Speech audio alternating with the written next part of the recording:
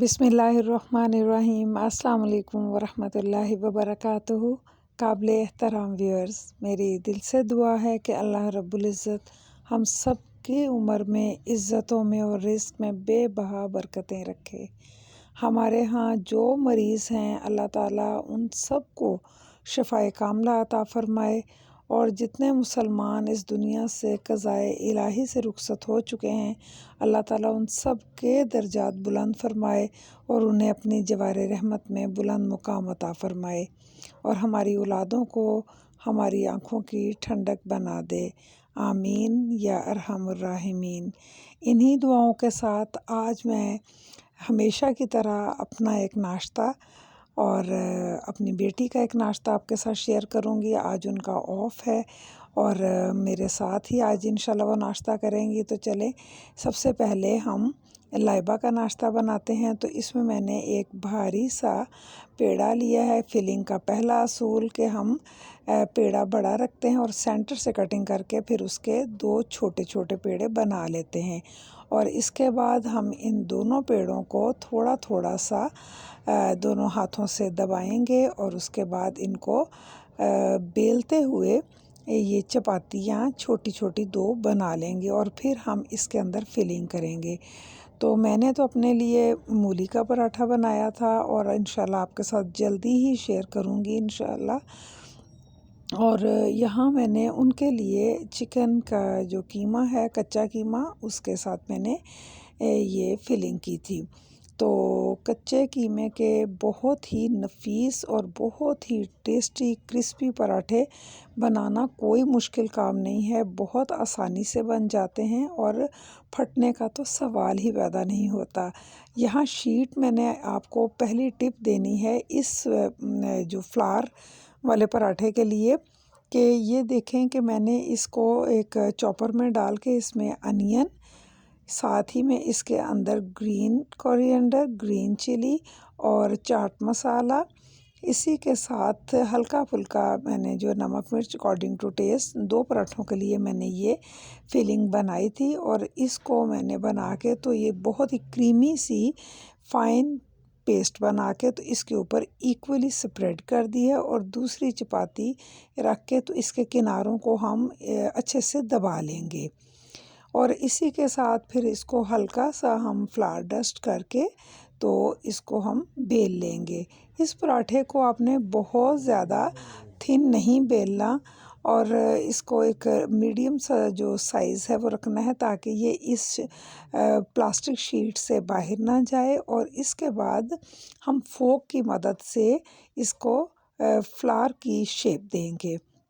और मैं तो समझती हूँ कि बच्चों को सहरी में आप इस तरीके के अगर पराठे बना के देते हैं तो उनका सहरी करने को दिल भी चाहता है, लेकिन फिर आपका सवाल पैदा होगा कि सहरी में इतना वक्त कहाँ होता है कि हम लोग इस तरह के काम कर सकें। लेकिन मेरा चूँकि थोड़ा सा रूटीन का ये हाल है कि मैं रात भर जाग लेती हूँ और सहरी और फजर के बाद ही मैं आराम करती हूँ। लेकिन यहाँ पर जो है कि अगर कोई जाग रहा हो तो वो इस तरह के पराठों को बआसानी बना सकता है।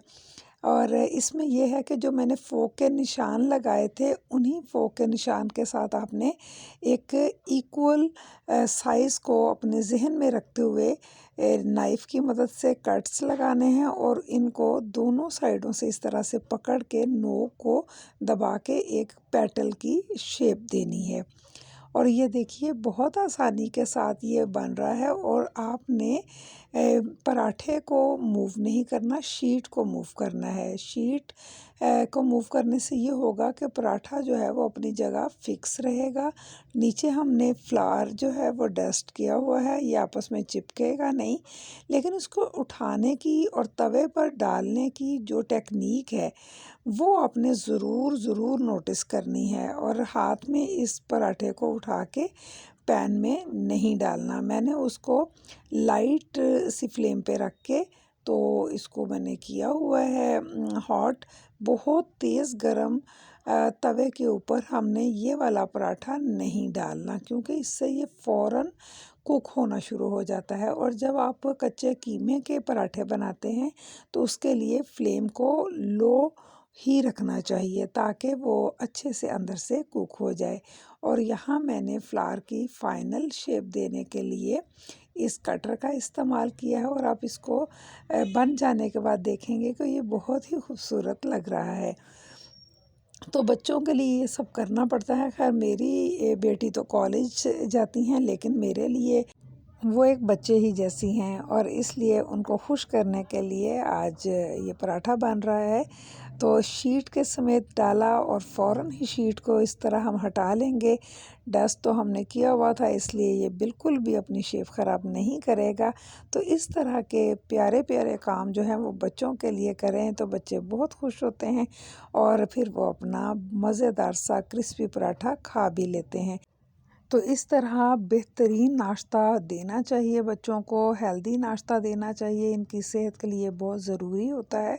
तो अभी भी देखेंगे मैंने इसको पलटा है तो ये बहुत ज़्यादा कुक नहीं हुआ। मैंने फ्लेम जो है वो लो ही रखी हुई है। ऑयल आप अपने टेस्ट और नीड के अकॉर्डिंग डालेंगे। अगर आप ज़्यादा ऑयल पसंद करते हैं तो ज़रा ज़्यादा डाल लीजिए। मुझे तो पराठों में ऑयल या घी का ज़्यादा इस्तेमाल पसंद है, लेकिन देख लेना पड़ता है कि हम किसके लिए पराठा बना रहे हैं। अगर तो वो जिम वाले अफराद हों तो उन्हें कम लगा दीजिए, और अगर हमारे जैसे हों जो कि पराठा लवर्स हैं तो फिर अच्छा खासा उसको घी लगाएंगे और इसको क्रिस्पी होने तक फ्राई करेंगे। और यूँ माशाल्लाह हमारा पराठा जो है वो बन के रेडी हो गया है।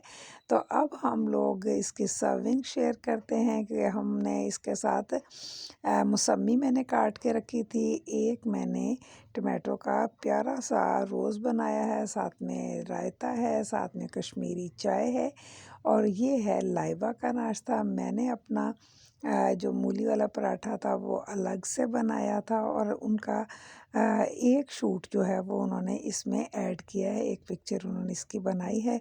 उम्मीद है कि आपको आज की रेसिपी पसंद आई होगी और इस नाश्ते को आप भी बनाइए और अपनी फैमिली के साथ एंजॉय करें। तो कश्मीरी चाय जो है वो आज के मौसम के हवाले से थोड़ी सी खुनकी थी, थोड़ी सी ठंडक थी, तो मैंने इसका भी एहतमाम किया है। तो आप लोग मुझे कमेंट्स में बताइएगा कि आप के फेवरेट नाश्ते कौन-कौन से हैं। मैंने तो अपने बहुत सारे नाश्ते जो हैं आपके साथ शेयर किए हैं और ऐसे नाश्ते भी हैं जो इंशाल्लाह फ्यूचर में मेरा प्लान है कि आपके साथ ज़रूर शेयर करूँगी। तो यहाँ पर आप देखिए कि कितनी थिन लेयर जो है ये कीमे की, चिकन के कीमे की इसमें आपको दिखाई दे रही है और माशाल्लाह उसका वाइट कलर इस बात की अक्कासी करता है कि कीमा जो है वो पक चुका है। और इसके अंदर ज़ीरा भी मैंने रायते में डाला था जिसका फ्लेवर बहुत मज़े का आ रहा है। ग्रीन चिली है, रेड चिली का मैंने इस्तेमाल नहीं किया। तो ये चाय जो है, ग्रीन टी जो है, ये भी कॉम्प्लीमेंट कर रही है आज के पराठे को। तो इसी के साथ इजाज़त लेते हैं इस दुआ के साथ कि अल्लाह मेरे वतन के खित्ते-खित्ते को अपने अमान में रखे और जहाँ रिज़्क़ विद स्मैरा बट को सुना और देखा जा रहा है, अल्लाह ताला उन सब लोगों को खुश रखे और उनके ड्रीम्स फुलफ़िल करे। इजाज़त दीजिए, अल्लाह निगहबान।